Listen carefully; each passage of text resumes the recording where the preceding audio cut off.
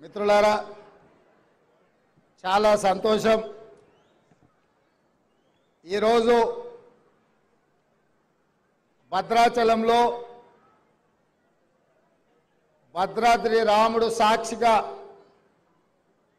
వారి ఆశీర్వాదం తీసుకొని పేద ప్రజల యొక్క చిరకాల కోరిక ప్రతి దళిత గిరిజన బడుగు బలహీన మైనారిటీ వర్గాల యొక్క ఆత్మ గౌరవం ఇందిరమ్మ ఇల్లు పేదవాడు గ్రామాలలో ఆత్మ గౌరవంతో బ్రతకాలి 10 మంది ముందు తలెత్తుకొని నిలబడాలి అనంటే ప్రతి పేదవాడికి సొంత ఇల్లు ఉండాలి అన్న ఆలోచన ఆనాడు ఇందిరమ్మ చేసి లక్షలాది ఇందిరమ్మ ఇల్లు పేదవాళ్లకు ఆనాడు కాంగ్రెస్ ప్రభుత్వం ఇచ్చింది. మళ్ళీ ప్రజాపాలన వచ్చిన తర్వాత ఈరోజు భద్రాచలంలో మా ఆడబిడ్డలు వేలాది మంది తరలి వచ్చి ఆశీర్వదిస్తే ఈరోజు మళ్ళీ ఇంత బ్రహ్మాండమైన కార్యక్రమం గృహ నిర్మాణ శాఖ మంత్రివర్యులు పొంగులేటి శ్రీనివాసరెడ్డి గారు ఈ కార్యక్రమానికి ముఖ్య అతిథులుగా ఉప ముఖ్యమంత్రి బట్టి విక్రమార్క గారు వ్యవసాయ శాఖ మంత్రి తుమ్మల నాగేశ్వరరావు గారు మంత్రివర్యులు ఉత్తమ్ కుమార్ రెడ్డి గారు కోమటిరెడ్డి వెంకటరెడ్డి గారు దుద్దిల్ల శ్రీధర్ బాబు గారు కొండా సురేఖమ్మ గారు సీతక్క గారు మిత్రుడు పొన్నం ప్రభాకర్ గారు మంత్రివర్గ సహచరులు ఖమ్మం జిల్లాల శాసనసభ్యులు కాంగ్రెస్ పార్టీ నాయకులు గృహ నిర్మాణ శాఖ అధికారులు పాత్రికేయ మిత్రులు ఆడబిడ్డలందరూ కూడా మిట్ట మధ్యాహ్నం అయినా కూడా ఈ మంచి కార్యక్రమంలో పాల్గొని ఇందిరమ్మ ప్రభుత్వాన్ని ఆశీర్వదించడానికి వచ్చినందుకు మీకు అందరికీ మనస్ఫూర్తిగా ధన్యవాదాలు కృతజ్ఞతలు.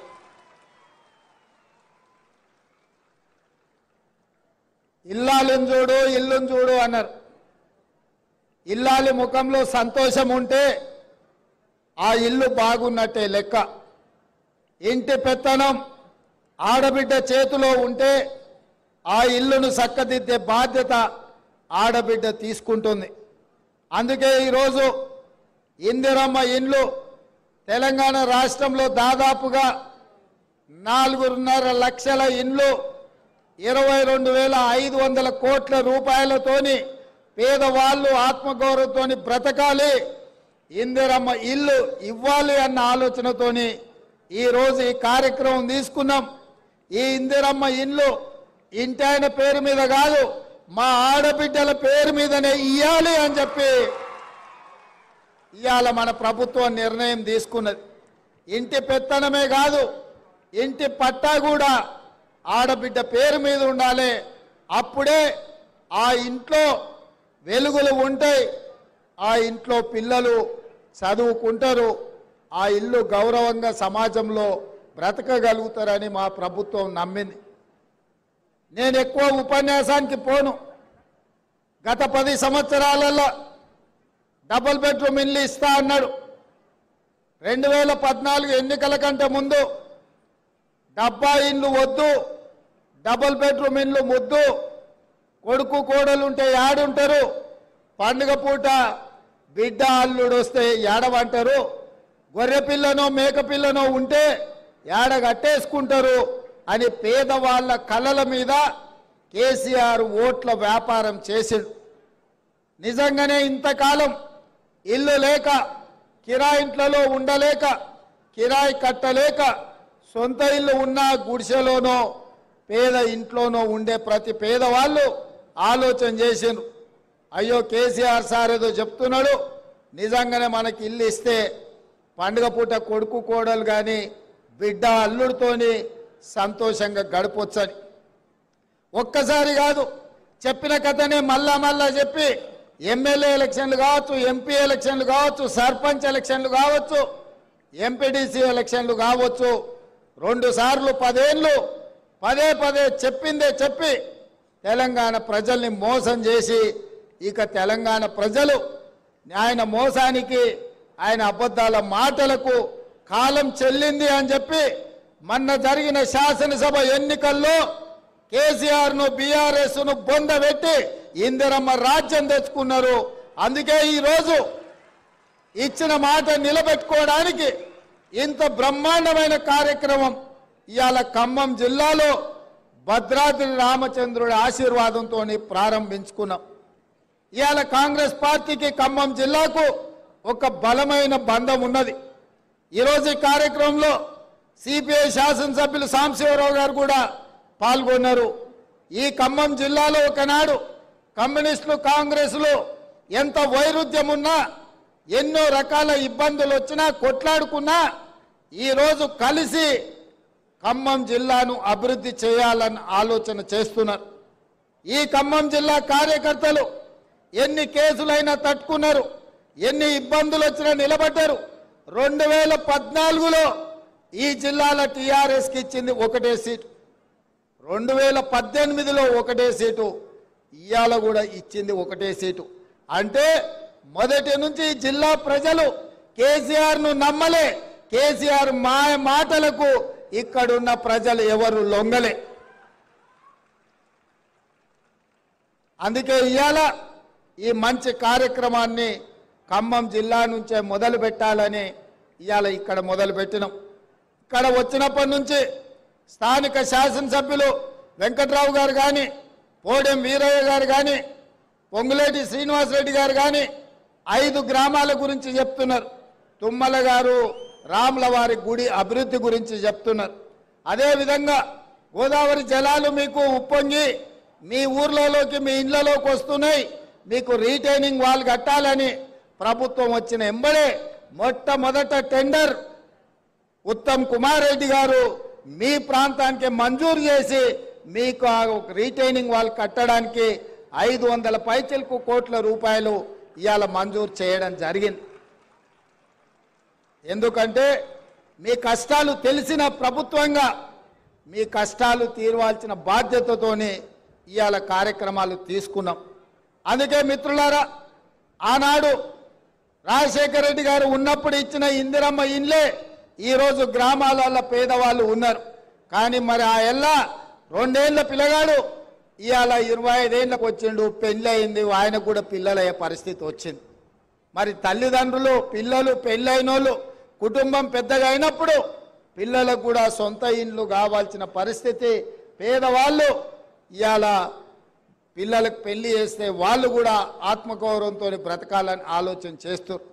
అందుకే ప్రతి శాసనసభ నియోజకవర్గానికి 3500 ఇండ్లు ఇచ్చి పేదవాళ్లకు ఇవాళ అందుబాటులోకి మన ప్రభుత్వం ఇందిరమ్మ ఇండ్లు తీసుకొచ్చింది.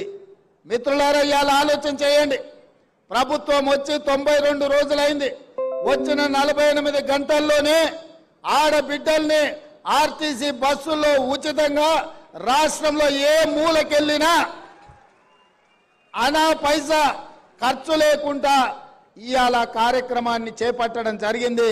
ఇప్పటికి దాదాపుగా పొన్నం ప్రభాకర్ గారి నేతృత్వంలో 24 కోట్ల పైచెలకు ఆడబిడ్డలు ఆర్టీసీ బస్సుల్లో ఉచితంగా ప్రయాణం చేయడం జరిగింది. అదేవిధంగా పేదవాడికి వైద్యం అందక పెద్ద సర్కారు దవాఖానకో ప్రైవేటు దవాఖానకో పోతే మళ్ళీ ఇంటికి వస్తాడో రాడో అనే అనుమానం ఉండే. అట్లాంటిది ఇలా పేదల ఆరోగ్యాన్ని బాగు చేయడానికి రాజీవ్ ఆరోగ్యశ్రీ పథకం ద్వారా 10 లక్షల రూపాయలు పేదవాళ్ళ వైద్యానికి ఈనాడు మన ప్రభుత్వం ఇచ్చింది.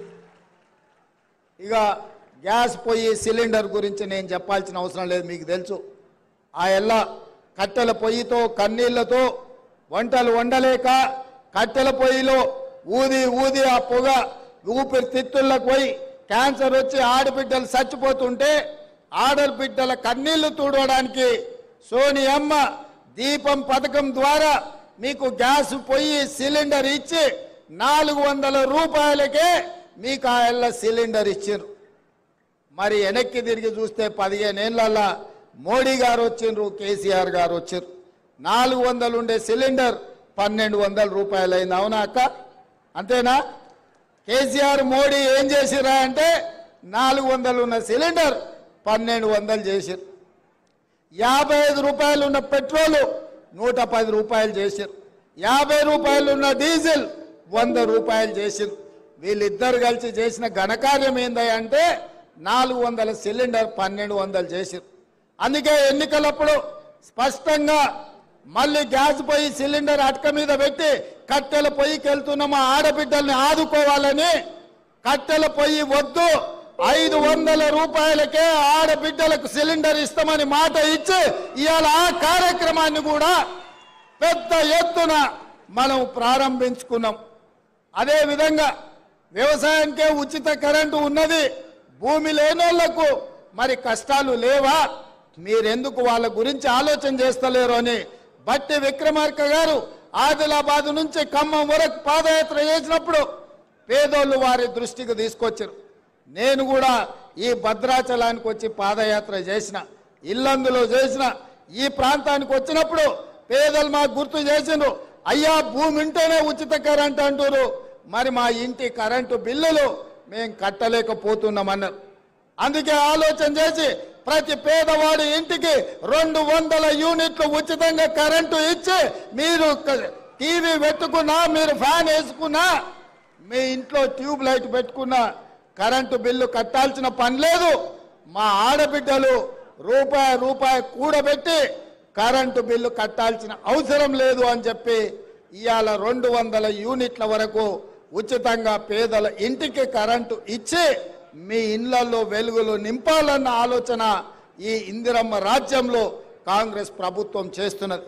ఇవాళ మీ అందరి సమక్షంలో దేశానికి ఆదర్శంగా ఉండే నిర్ణయం ఇందిరమ్మ ఇండ్లు 4,50,000 ఇండ్లు 22,500 కోట్ల రూపాయలతోని పేదవాళ్ళు ఆత్మగౌరవంతో బ్రతికే కార్యక్రమం ఇవాళ మీ కళ్ళ ముందు ఇందిరమ్మ ఇండ్ల కార్యక్రమాన్ని ప్రారంభించుకున్నాం. ఇది గొప్ప కార్యక్రమం, పేదవాళ్లకు న్యాయం జరిగే కార్యక్రమం.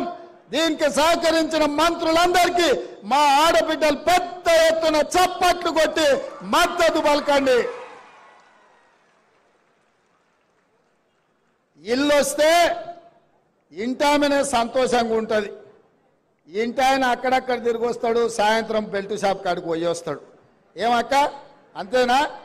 నగదు ఆడబిడ్డ దగ్గర ఉంటే పిల్లల చదువులకు వాడుతుంది, పాలకో పెరుగుకో ఇంటి మంచి పనికి వాడుతుంది. ఇంటాయన చేతులు ఉంటే సాయంత్రం పోయి చక్క బెల్ట్ షాపులు ఇచ్చి వస్తాడు.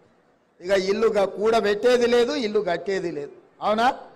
అందుకే ఇవాళ మా ఆడబిడ్డలు మా అక్కలు సంతోషంగా ఉండాలి అని అంటే మేము ఆర్థిక మంత్రి గారిని అడగంగానే 22,500 కోట్ల రూపాయలు ఇచ్చి ఆడబిడ్డలను ఆదుకుందాం, అండగా నిలబడతామని ఇవాళ ఈ ఇందిరమ్మ ఇండ్ల కార్యక్రమం వేలాది మంది ఆడబిడ్డల సమక్షంలో ఈరోజు ప్రారంభించుకున్నాం.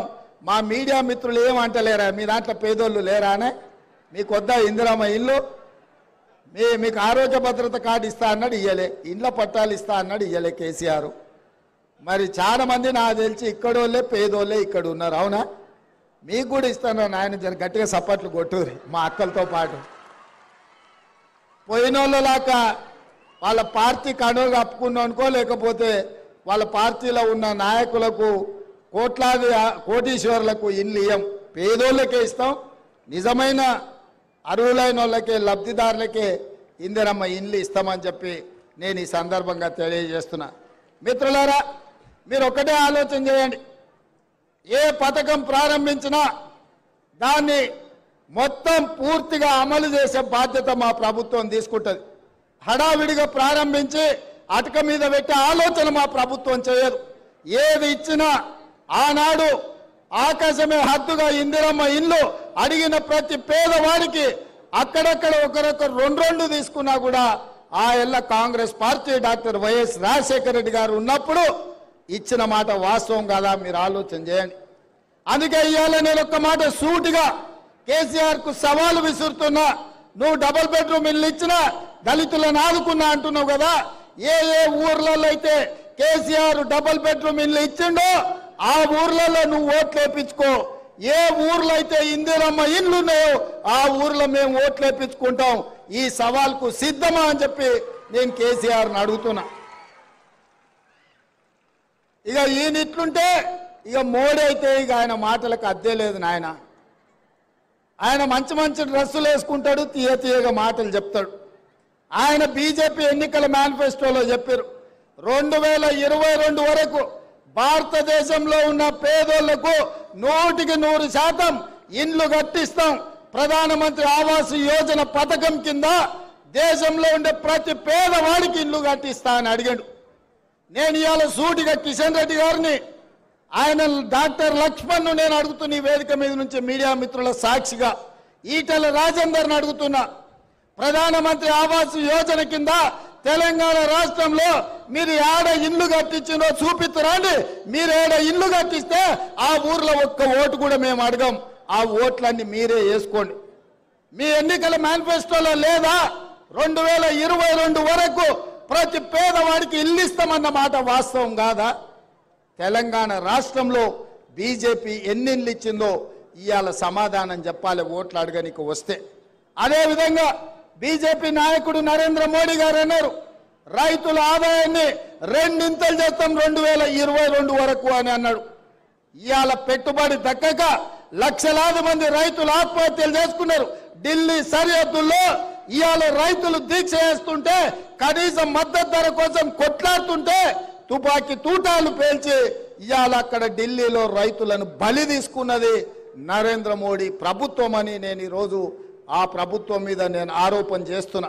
అదేవిధంగా స్విస్ బ్యాంకులో నల్లధనము లక్షలాది కోట్ల రూపాయలు ఉంది.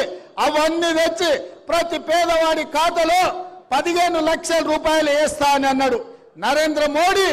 మా పేదోళ్ళకు కాదు, ఈ మీడియా మిత్రుల కన్నా ఎవరికన్నా ఖాతాలో ₹1 నన్ను వేసినాడా? మరి ప్రతి పేదవాడి ఖాతాల 15 లక్షలు వేస్తా అన్నాడు. 15 పైసలు కూడా వేయలే, అనా పైస కూడా వేయలేదని నేను ఈ సందర్భంగా చెప్పదలుచుకున్నాను.